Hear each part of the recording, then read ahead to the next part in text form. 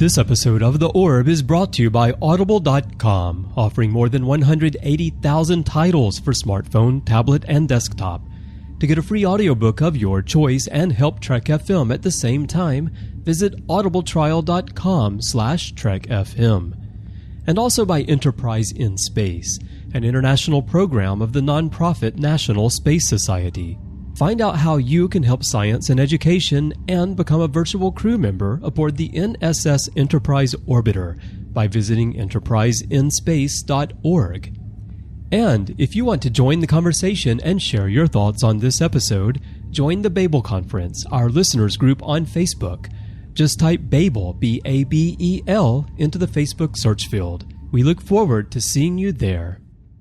This is J.G. Hertzler, General Martalker on Deep Space Nine, and you're listening to Trek FM.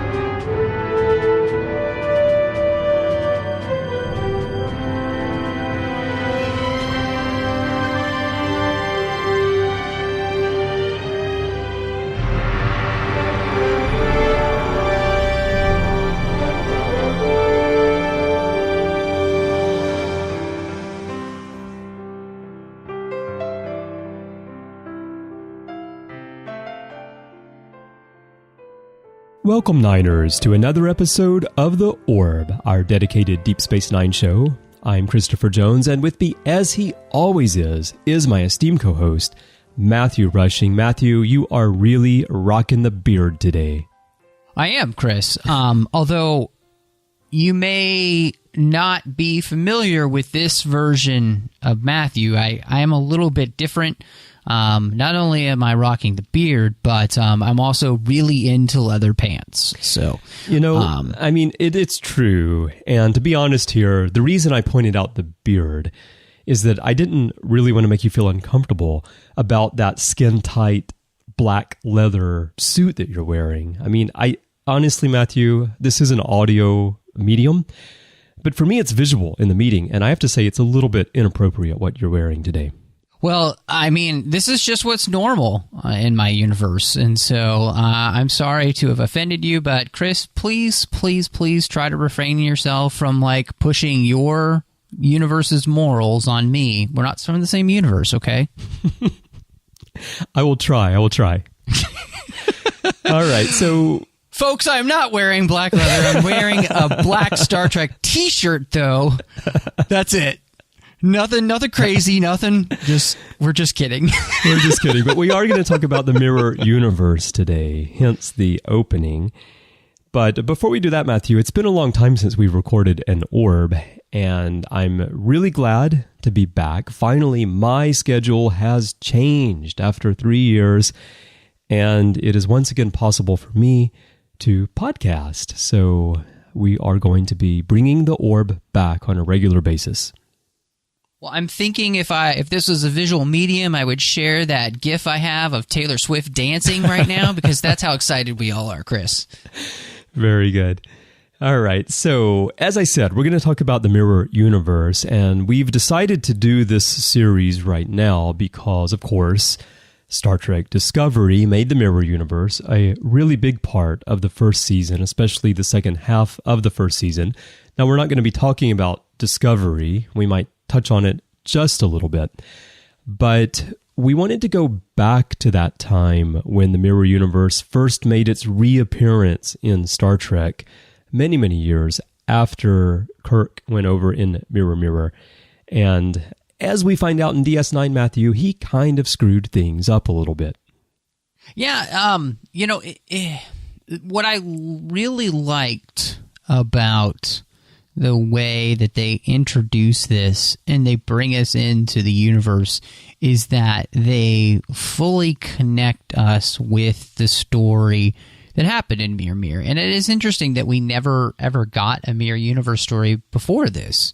And I was even doing some reading, some research today, and Michael Piller talked about how they had batted back and forth about the idea of doing this in TNG, going back to the Mirror Universe. And he kind of always fought against it, he said. But by the time they got to Deep Space Nine, he couldn't stop thinking about what had happened. So to realize that Kirk's ultimate betrayal of the Prime Directive, telling another universe basically what to do, and then following that advice and causing the collapse of entire society and just, rewriting the entire quadrant. Yeah, you would talk about Kirk throwing out the rule book, the Prime Directive just flying behind him. I think this may be the biggest violation of that he ever made, honestly. It could be, but Matthew, remember one thing that's very important, as we talked about many, many times on the Ready Room. In the original series, the Enterprise flies around and they go from planet to planet, and Kirk goes down and he tells people what they should do.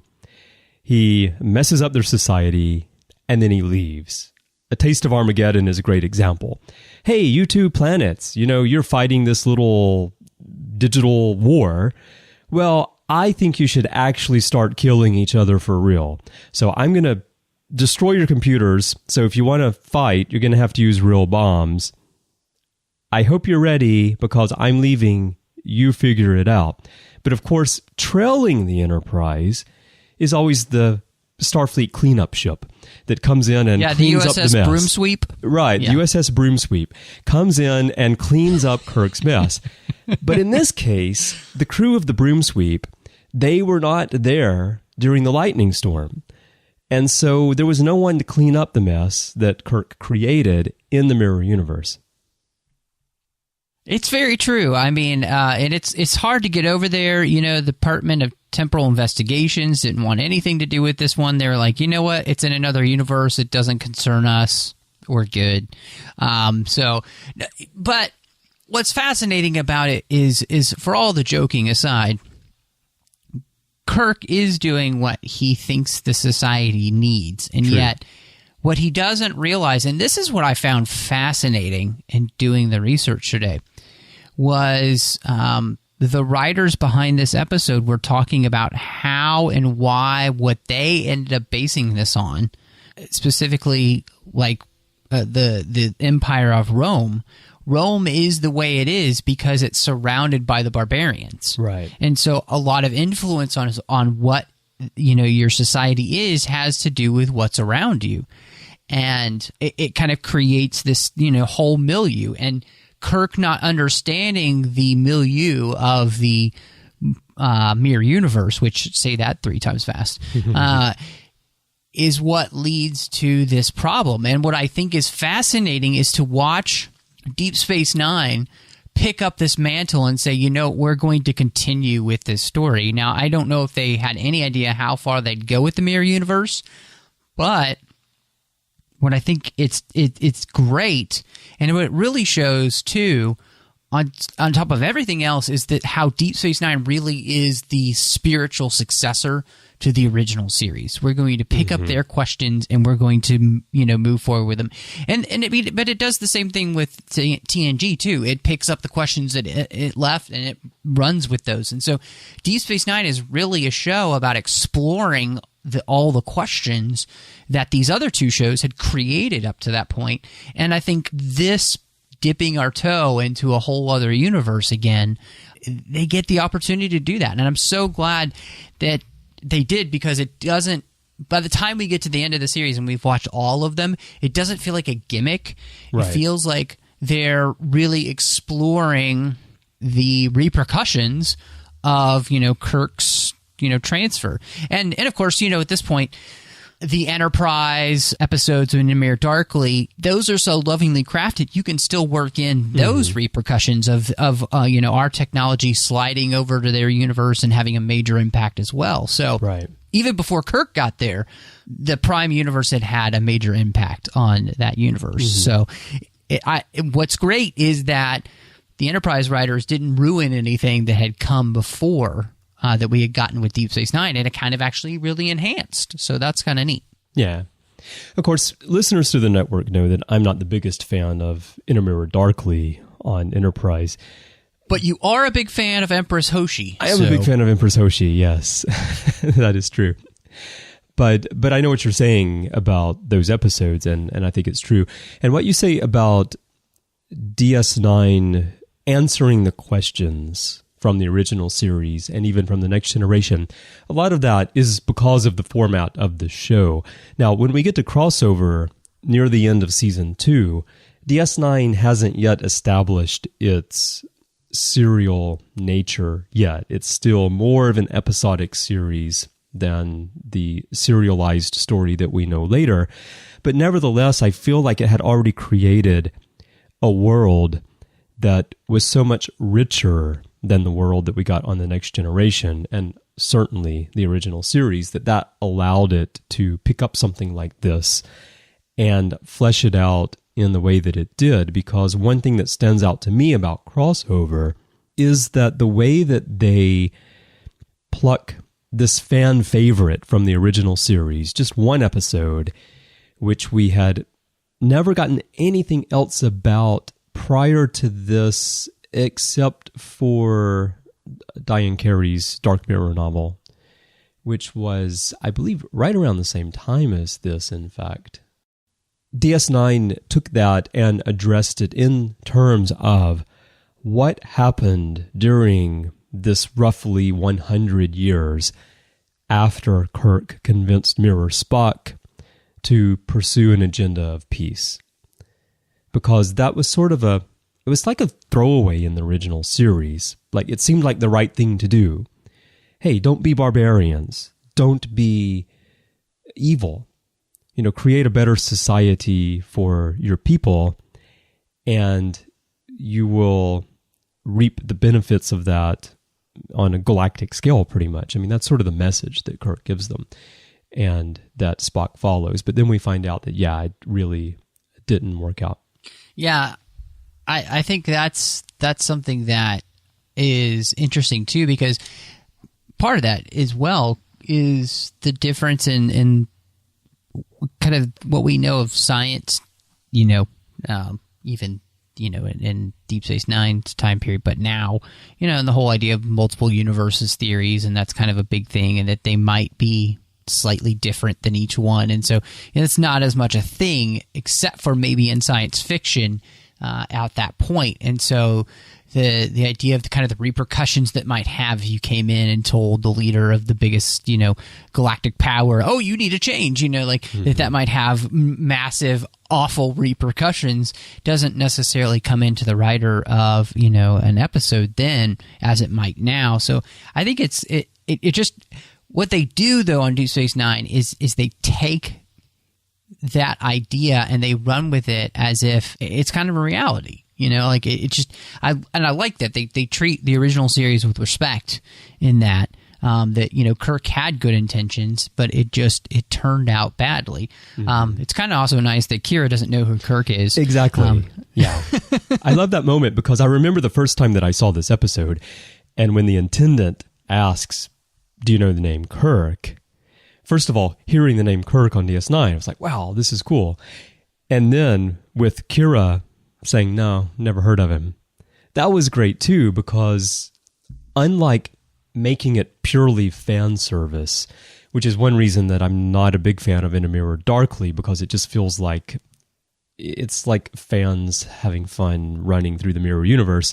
Here, we have one of our main characters saying, I have no idea what you're talking about.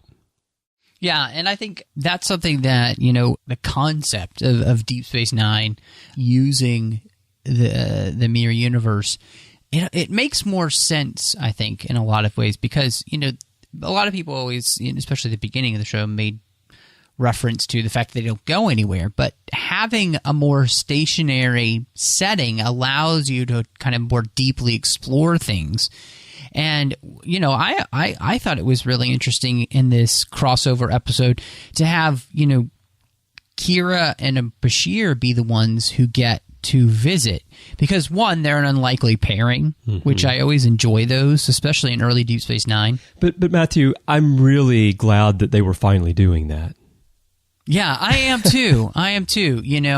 Just so they can, create more problems. But I thought that was really interesting because it's a way to bring those two characters who she doesn't like him, and he can't realize that she doesn't really like him because Bashir is oblivious at that point. Who wouldn't like him, Matthew? From his perspective, who wouldn't like him? Who doesn't like Bashir from his perspective? But I...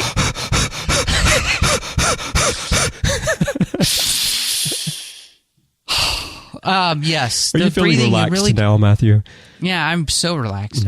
But what I love is that this is one of the things that will help kind of bridge that gap, and create two characters who will be closer now because of their experience here. Right. And what a way to shake you up. I mean, for Bashir, he wanted to go to the wilderness, and man, does he end up in the wilderness ever.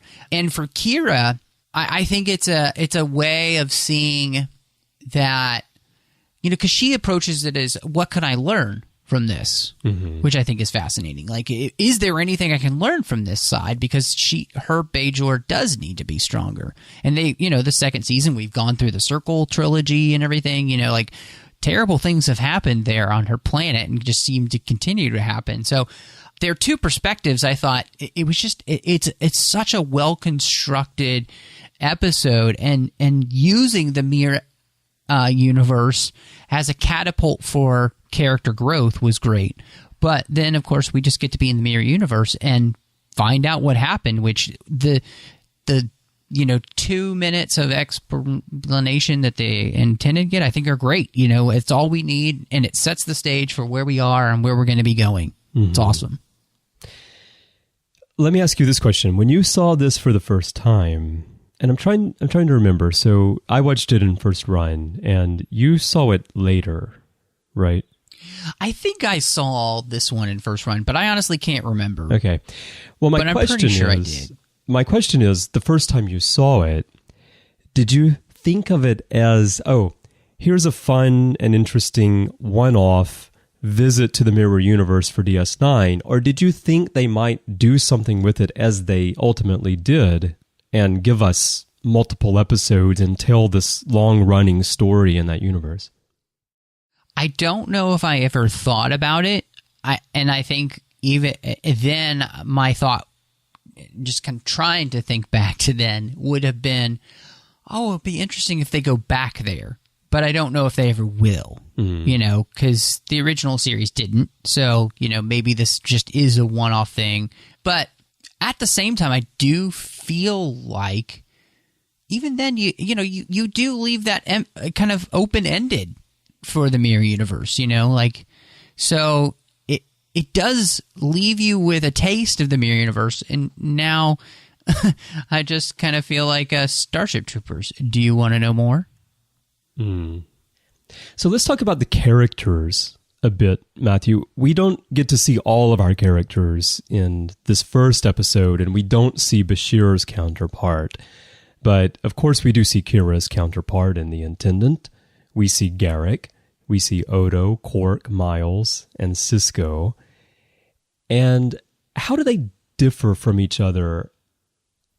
Kira, in particular, as sort of the main person that we see because she's running the station, I kind of feel like she is different in one way and not different in another. But how do you see her personality between the Intendant and Major Kira? The biggest one that I see is her use of sexuality as manipulation. Mm-hmm. In that she knows what she looks like, and she uses that to her full advantage. And the fact that instead of really being sold out to any cause, she's sold to herself. Yeah.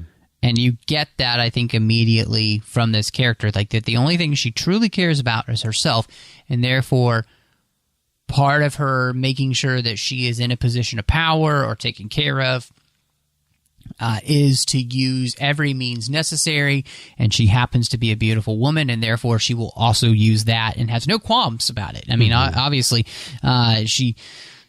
she gets out of the bathtub and doesn't really care who sees her. So, and I think that makes for a really interesting juxtaposition against our Kira, who is somebody that we haven't necessarily seen in that light yet. We will see her soften throughout the series and see her in more romantic or those kind of things, but Kira doesn't seem to be somebody who's ever, because of the background she's had, I don't want to say cared too much, but I mean, her sexuality isn't at the forefront of who she is as a character, because she hasn't been able to have the freedom to feel like she can express it, because there are more important things like being alive. Right. Well, and maybe she doesn't want to express it. You see how uncomfortable she is in some of those moments with Jadzia, where they're in a situation, sauna, towels, things like that, where, Jadzia loves it, and Nerys is a bit uncomfortable in that situation.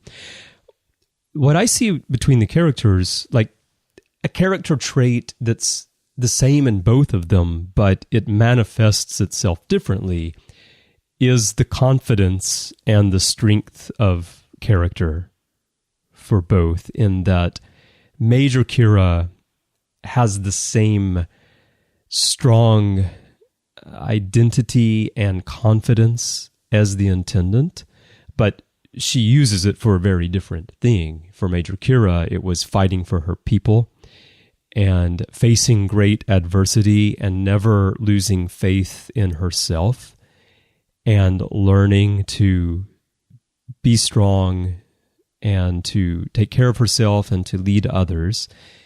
And then the Intendant has that same quality, but of course she's using it to oppress others. And as you say, focus very much on herself and her own needs and her own pleasures. I guess that also plays into her dedication to something. But with Major Kira, we're talking about her dedication to the Bajoran faith and to her people. And in the case of the Intendant, it's her dedication to the Alliance and to running the station and making sure that the goals of the Alliance and the rules and such are upheld. Yeah, and insofar as that the Alliance benefits her. Yeah. So you feel she doesn't actually care about the Alliance? Oh, no, I don't think she cares about the Alliance at all, because, and I'm referencing later episodes in this arc, the Mirror Inner Universe arc. But I think even here, I think you can see that she's somebody who uses people to get what she wants and to be adored. You can see that. She even says it to Kira, I want people to love me, especially you. She's just enamored with the idea that people should love her. So I think that's the thing again too. Kira doesn't care if people love her at all. She just wants to help other people. Right, again, it's not about Kira. Yeah, exactly. That's a great point about her telling Major Kira that I want you to love me, because it is the ultimate in narcissism, right? She wants herself. She wants to be loved by herself in a very... Yeah, she wants to be loved by the mirror. Yeah, in a very literal way. And yeah, her personality, it is the ultimate of someone who rises to power, who is a leader of... I mean, she's not a leader of an empire here. She's just the Intendant of this station. But because of the location of the station, she feels like she has her own little kingdom there. And she's at the top of it. And she's going to be completely self-indulgent. But I do see that at the core of both of these characters, the traits are very similar, and they just manifest themselves in a different way. Yeah. And it's interesting because I don't know if you feel this way, but I didn't really see Garrick as being all that much different. No. I just felt like it was like the worst version of Garrick from our universe, where there's no restraint. I think it's the version of Garrick from our universe who was never exiled. Yeah, I can see that. Yep. It's just that. He is Garrick. So I don't really have much to say about him. He's just Garrick. Yeah. Who never became a tailor. Yeah, and what's funny is that I also feel like Odo is very much the Odo that we see in flashbacks when he's working for the Cardassians, and that if that had always continued, that kind of reign, that Odo would have never really changed. I feel like Odo's change in the Prime universe came from his meeting the Bajorans, somebody like Kira, and then, of course, the Federation and his understanding of right and wrong. And, I mean, that's something that he even then carries on to the Great Link when all that stuff happens, too, in Deep Space Nine. So, but I just feel like this is the Odo who kind of got stymied in that this is how... I mean, there is nothing different in this galaxy because in the Mirror Universe, it's all just about power. Might makes right. It's the ultimate expression of that idea. So this Odo never sees the need to make any change because that's just the law of this universe, basically. Right. And he has said before that in our universe that is what he cares about, right, is the law and upholding the law. Odo, for me, not only in the Mirror Universe, but in the Prime Universe, Odo is very malleable. He will adapt to yeah, right. No pun intended, but it's very true. He will adapt to whatever environment he finds himself in. That's why he was able to be the head of security on Terok Nor under Dukat, and we saw him do the things that he did at that time in those flashbacks. And it feels to me like that's his default state, is very stern, very serious, whatever he sees as being the rules, whatever rules have been set for him to uphold, he will ruthlessly uphold those rules. That is Odo's default state. And for Odo to be different, as we see him in most of DS9, working on the station with the Federation and with the Bajorans, requires him to put forth a bit of effort not to fall back into that default state. And I feel it's that way for him for most of the series. I think once his relationship with Kira really starts to blossom, maybe that changes a bit and a more understanding, softer Odo becomes the norm. But this Odo to me is not so much a mirror Odo as much as it is just default Odo. Yeah. Well, and it's funny because then on the other side, you have this Quark from this universe, and he seems to be very different. He's much more altruistic when it has nothing to do with something that's going to gain him. Like, he really seems to care about people, and I feel like, I don't know if they're tipping their hand too early about where they're going to take Quark in the rest of the series, that he's going to become more like this. But yeah, this Quark is really somebody who he has some more of those almost like Federation type values, wanting to help people regardless of what's going to happen to him.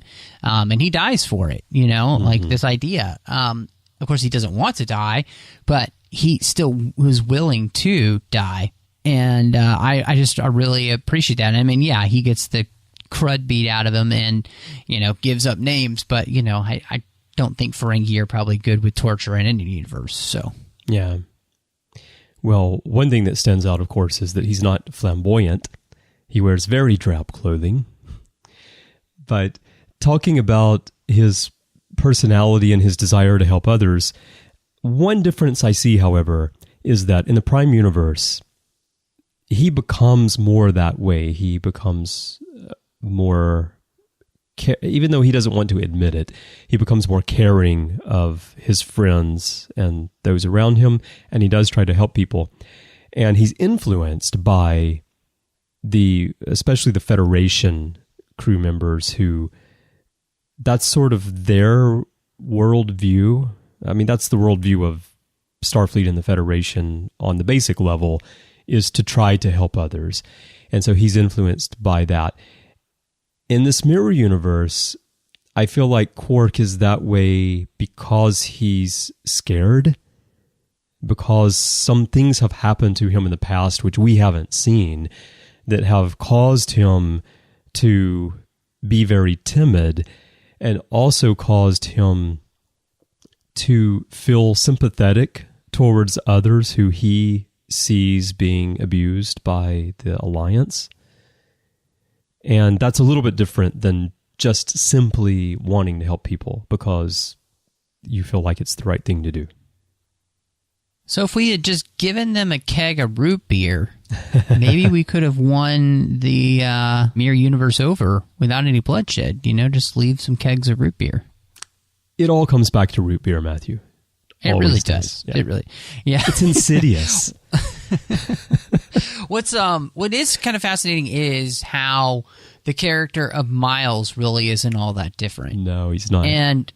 And what's really interesting is especially, Deep Space Nine is going to play around with Miles quite a bit, where they put him in positions where he is almost like this. I think of the one where Hard Time, where he's in prison, things like that, where you see Miles really broken down. And yeah, the characters are not that much different, at least in this episode. There may be some more differences as we move forward, but what we see here is very similar. The guy who loves to tinker with things, and he wants to do the right thing, but, maybe he's just not got the guts yet. Yeah, that's how I read him too. The most important element being is that both Smiley and Miles are honorable men who want to do the right thing.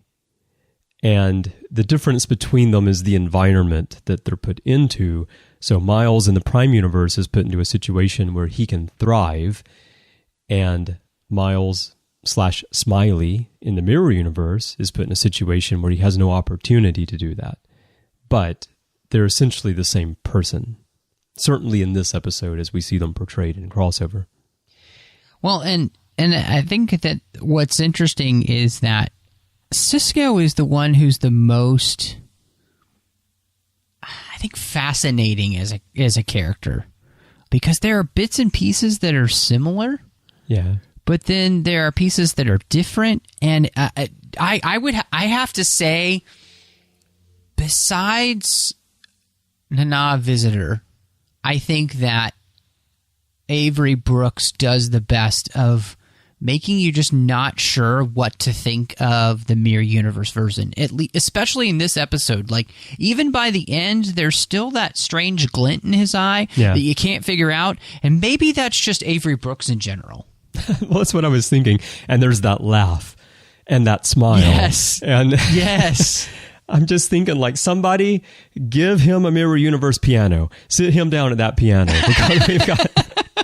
It'd be just 20 minutes of him, like, jazzing and, like, riffing on things and talking about things you wouldn't necessarily be sure what was being said. Yeah. Because some of the looks he gives and some of the laughs and the little head jerks and such in this episode, they just remind me of that Avery Unleashed that we get in the Captains. And it's fun to watch. Mirror Universe, Avery Unleashed. Avery Unleashed. And it's fun to watch, but it's a little bit weird.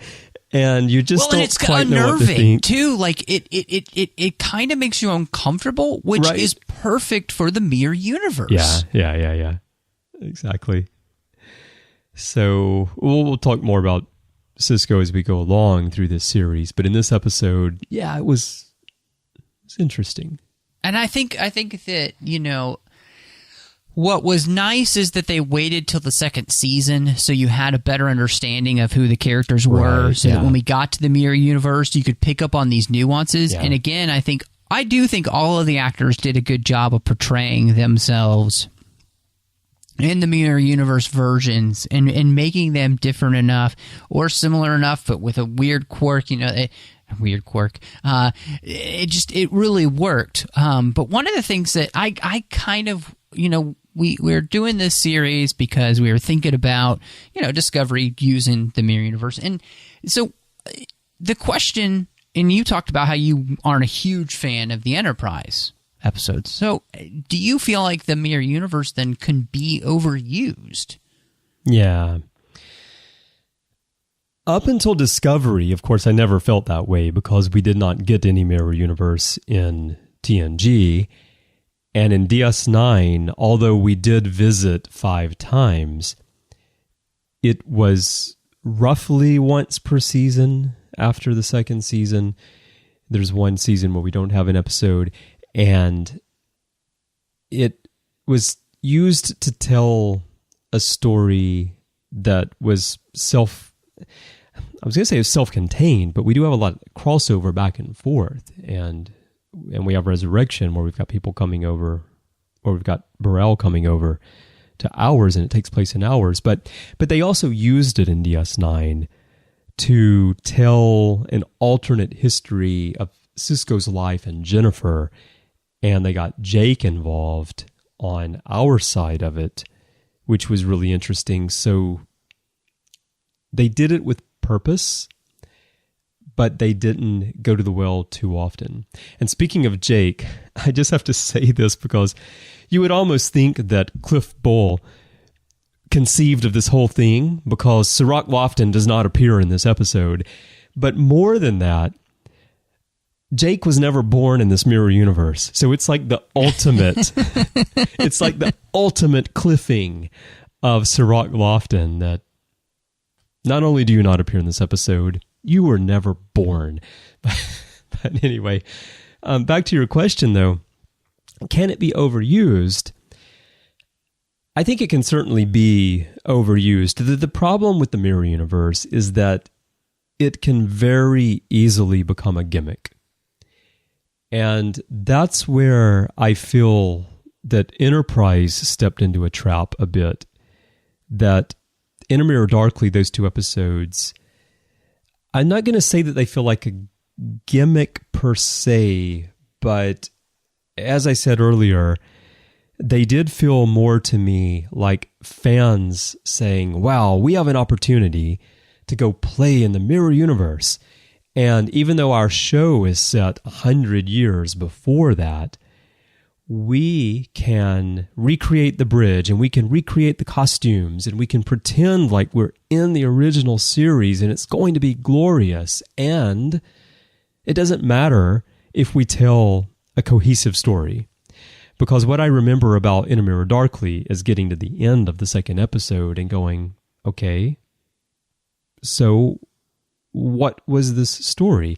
And maybe if Enterprise had continued for 7 seasons, I wouldn't feel that way, because they could have revisited the way DS9 did, and they could have told more about what happened after they got the Defiant and Hoshi became the Empress. But because they didn't, I didn't quite feel that way. Yeah, I didn't feel that way with the Enterprise episodes, mainly because I felt as though they really respect the canon. That's true. In those episodes. They know they can't have our characters cross over.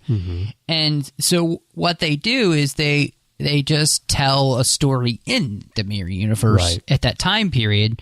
And the way they weave it all in, and the way they even respected, TOS with the Defiant disappearing, and well, now we answer where, all that kind of stuff. It's like, this is fan service, I felt like, in the way that fan service should be done, in the sense that we're tying all these things together. Yes, these 2 episodes, you can remove them from the Enterprise that season, and it wouldn't make a difference. Because they don't take place in our universe. Right, they don't take place in our universe. In the mirror universe, yeah. Right, and that's... but I can let that go because they were enjoyable episodes, I felt like, and they're crazy and they're fun, and there's nothing wrong with that. And I think they would have found a way to maybe get an opportunity to visit there maybe 1 or 2 more times if they continued to go. Yeah, I think so. More seasons, and it would have helped. But I think even this being the first taste of how those things happen, again, the respect for which they pay all of these things, I think, is the thing that helps me feel more comfortable. The only thing in that, and this is totally an Enterprise Warp 5 thing, but I'm going to step on their toes for just a second. I'm going to say, the only thing I wish is that we had had more seasons, because when you watch those 2 episodes and there's not much more of Enterprise left, it's kind of a And then, of course, well, I mean, there's the travesty of an episode of the final episode of Enterprise that shall not be named. That's the only thing that hurts those two episodes. But in and of themselves, it's like it could be a great standalone, almost like spin-off series, which would have been kind of cool. So, whereas, can it be overused? I think I'd argue that Discovery being so close to the original series, and Kirk supposing to be the first person who all that stuff's happened, they still have to explain then how nobody knows about that, right? And so the idea of being overused, I feel like it could become like a Section 31 thing, which can also be overused, right? And again, I think Deep Space Nine, bringing it all back, is a good, solid show that shows us how to use these type of things without killing them. Yeah. So, for me, when I think of it being overused, I think that if you went to the well too many times, just for the sake of having fun in the mirror universe, that could be overusing it. And I think some people feel that way perhaps about the Deep Space Nine story. I think some fans probably feel that, crossover is great, Through the Looking Glass, Shattered Mirror. But when you get to the point of like The Emperor's New Cloak, maybe it feels like maybe we've gone there too many times. But we'll find out, because we're going to be discussing that episode. And I don't want to go there yet, so we're going to find out how we feel about it when we get there. As far as Discovery goes, I'm mixed on their use of the mirror universe. I think that it was clever to have the captain in Lorca actually be from the mirror universe the whole time, and no one knew, although there were indications. So that's kind of an interesting thing, but the way that they spent so much time there in the second half of the first season was perhaps what I would define as overuse. But I think your point earlier of it being so close to Mirror Mirror and what happened there, and how it really does rewrite canon compared with what Enterprise did, which steered very far away from rewriting canon.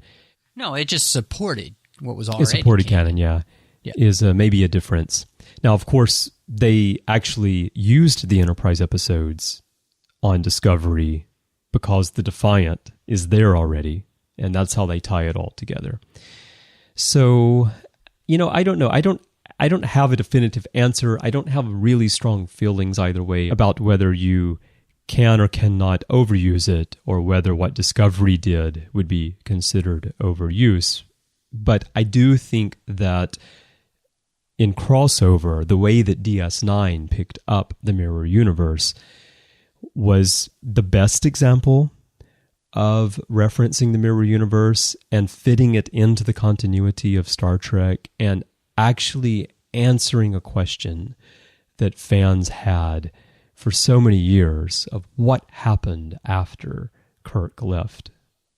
Which, is one of the things that, for the most part, Deep Space Nine does really well, is answer questions raised by the other series. And I think that's one of the things that both you and I really appreciate about the show, because you've got guys here that are complete continuity dudes.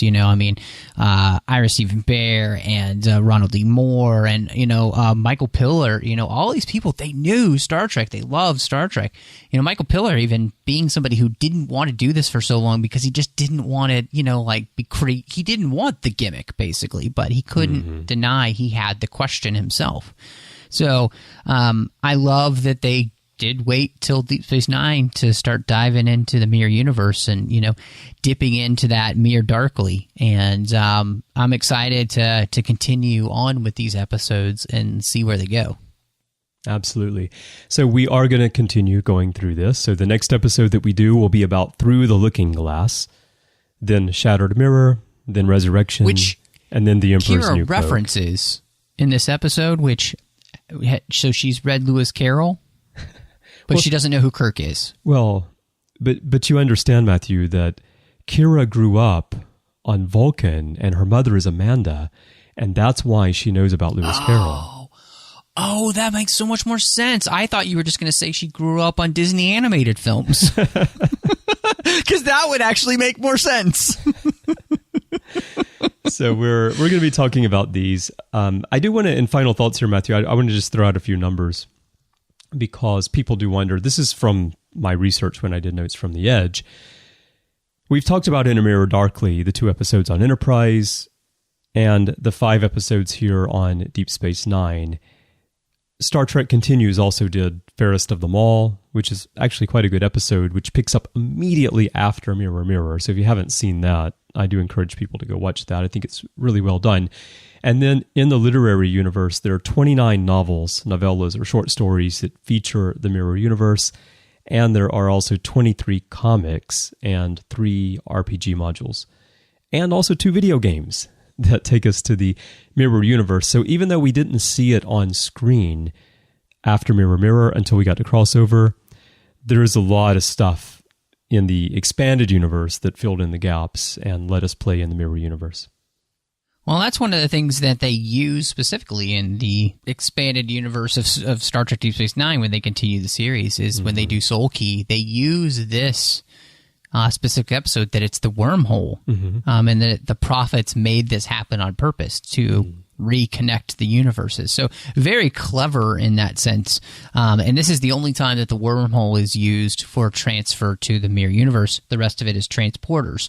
So, I mean, it's a great argument that the prophets did have something to do with them transferring to the Mirror Universe because they wanted there to be a change in that universe as well. So I think that's really kind of a fun thing that they end up playing with. But even when I think about that just idea here, again, it's not a ton of techno babble. It's the wormhole. It's already a thing we don't understand, so you don't have to do tons of technobabble to get you over there. It's great. Right. Now, Matthew, do you think that the Mirror prophets live in a place that's really dark and they understand linear time even better than we do? Yeah, they kind of live on that planet with Aunt Beast from A Wrinkle in Time. Okay. Where it's totally dark, and they definitely understand linear time perfecly. In fact, they're surrounded by clocks. And they also love baseball, Matthew. Not only do they love baseball, but yeah, they're also all wearing Apple Watches so they can keep track of their steps. So the first thing they say to each other when they pass each other on the street is, "What time is it?" Yeah, and how many steps you got? All right. Well, it's been fun talking about Crossover and the Mirror Universe today, but it's not the only thing we've been talking about here on the network. So here's a quick look at some other things you may have missed elsewhere on Trek FM. Previously on Trek.fm, the 602 Club. And it really speaks to me, Halliday's ego even, of I'm going to make everyone love what I love, and then that's how they'll win the contest. And it's sad that it feels like it all became that, what you're saying, Matt, of everyone not even having the creativity to have their own stuff anymore. It's all about what Halliday was interested in. And then I think, too, it really also could be even a commentary about greed in society now, that everything really revolved around wanting to get his fortune. So they did all the research they had to do because they just wanted the money. Warp 5. Wait, hold on. You don't have a reflection. There's beams of light traversing the ship, cutting you. And my lack of logic is what's astounding here? Yeah, because you made an assumption based on zero evidence. Except for the fact that they just melted. Yeah, the three that we've seen, we don't know what the rest of them are doing. This is the first one. We don't know if it was anymore. Okay, let's scan the melting. Meta Treks. And do it all over again. Are you bad-mouthing Voyager? To a guy who hosts a Voyager podcast? You know I am. I always love to review about Voyager, but they really kind of play that card in this episode. They hit that magic reset button. So. Take that, you Deep Space Nine loving Voyager hating reset button obsessing fans. There's a reset button right here in this episode of Deep Space Nine. Literary Treks. But that was also like one of the core ideas of the story before I even knew much about how it was going to develop, was this notion that we could find something to explore that would allow different groups of people to come together to explore it than we're used to seeing. And that's what else is happening on Trek.fm. So check out all of these shows and join the conversation about your favorite corner of the Star Trek universe and beyond. You'll find us everywhere you get your podcasts. If you're an Apple user, of course, you'll find us in Apple Podcasts and in iTunes. Be sure to hit the subscribe button on your iPhone, iPad, or Apple TV, or the desktop iTunes app. That way you'll get the latest episode as soon as it's published. And if you have a moment, please leave us a star rating and a written review. If you're not an Apple user, we've got you covered as well. You can find our shows on Google Play Music, Stitcher, TuneIn, Spreaker, SoundCloud, Windows Phone. You can also find us in Spotify now, in iHeartRadio, pretty much any third-party app, and you can go to the website and stream or download the MP3 file from the show page at trek.fm. And Matthew, speaking of iTunes, one thing about us is that because of our schedules, and in particular mine and the health issues and such, we haven't done the Orb in a very long time. And during that time, we have received quite a few iTunes reviews. And so over the next few shows, I would like to just catch us up and acknowledge everyone who has left us a review, going really back to the beginning of 2017. So it's kind of a long time here. So Matthew, we'll read 3 reviews today, and the first one here is from Davey1701A, who wrote, "A great podcast. This is the jewel podcast of Trek FM, not because Deep Space Nine is the best Star Trek show. It isn't, but because of the quality of the hosts and of the intelligent, thoughtful, substantive discussions that take place on this podcast. Each discussion is head and shoulders above anything else I've heard. I could not recommend it more highly. The only concern is the fact that they can't record as often as I'd like." So, Davey, we're going to fix that now, and we really thank you for your review there, and we're glad that you're enjoying the show. Matthew, I guess you probably disagree, though, with the comment that DS9 is not the best Star Trek series, right? I mean, to each their own. Exactly. Okay, our next review is from LSVGS1963. And this person actually left us 2 stars. The last one was 5 stars. And they said the insight regarding the characters, their development and growth, and the story arc, for the most part, is entertaining. However, after listening to the first 5 or 6 episodes, I was so bothered by the way one of the hosts was unable to simply say a couple of the characters' names correctly, namely the way he repeatedly called Quark Quirk, and even worse called Jadzia Janzia. What was even more irritating to me was the one co-host was saying their names correctly, but the other guy kept getting their names wrong, and his co-host never corrected him. For that reason, I had to stop listening. Okay, so I want to address this one because this has come up a few times, and as someone who lives outside of the United States, as someone who speaks multiple languages, and someone who spends their days around people from dozens of countries who speak different dialects of English, for those of you who are bothered by small differences in pronunciation of names, that's not the point of our show. The point of our show is the insight regarding the characters, their development, and the growth of the story arc. The thing about the English language is that there are many, many different dialects, and even within one dialect, people are from different regions of a country, and people have accents. And if you watch any TV show, you're going to see this. And so I'm sorry if it bothers you, and if it means you can't listen, then I'm sorry to hear that as well. But I do understand the reason that we don't correct that is because it's an accent and it's not important. But I do thank you for leaving the review. And hopefully if anyone's listening and you have the same feelings, but you're still listening, I hope you will continue to do so. And Matthew, the other review we're going to read today is a 5-star review from Clay CM. DS9 rules with 3 exclamation marks. And Clay says, I am so happy you make this podcast. I love DS9, but living in the South, it was hard to find anyone to talk to or watch Star Trek. Even though it's a one-sided conversation, it's been great to hear others' views about my favorite Trek show. That's really cool. I love that people continue to give us reviews, even though we haven't been able to record as much, and it definitely is nice to hear. So really appreciate that. And so we say some names wrong sometimes. We're human. Let it go. We're human, Matthew. That's right, exactly. So I just happen to say things Ferengi. That's right. So. And I do want to say, Clay, it's really not a one-sided conversation. If you're not a member of the Babel Conference, and you may be now because this review was from about 6 months ago, please join the Babel Conference on Facebook, because the reason we have that group is to continue the conversations from the podcasts with our audience. So you can talk to us, and you can also talk to fellow listeners there.